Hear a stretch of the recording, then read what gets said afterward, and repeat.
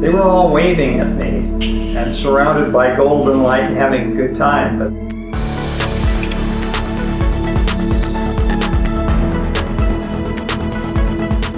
okay. Can I ask you, what was your own LBL like? my own LBL was very strange. An unusual question, Alan. Most people don't ask that. For years, remember, I worked alone. I was the only therapist. There was no way I could in here today. We require people to have past life experience. We feel it's important for their understanding, but in my day there was none of that.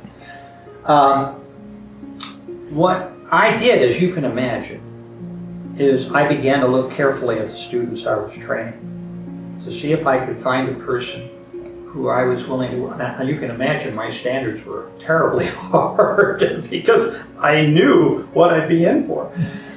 I found a lady who was extremely intuitive, one of my students. These, as I say, are all working professionals. These are not beginners.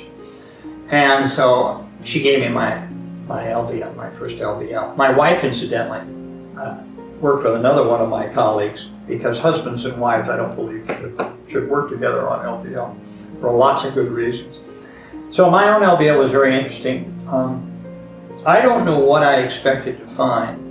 I mean, I have no problems with past life recall or childhood memories that related directly to some of the things we've talked about.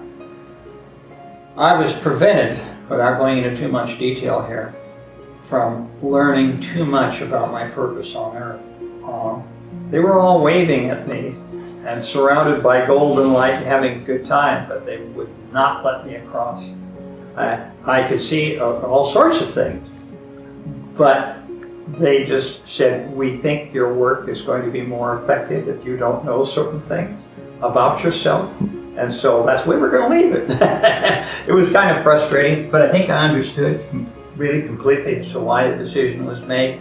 I mean, I certainly saw my spirit guide and so forth, but there were a lot of things that I was prevented from seeing and doing, I think, for the very reason that I guess I was chosen to do this kind of work. What it is, I can't say, but it was a fascinating session.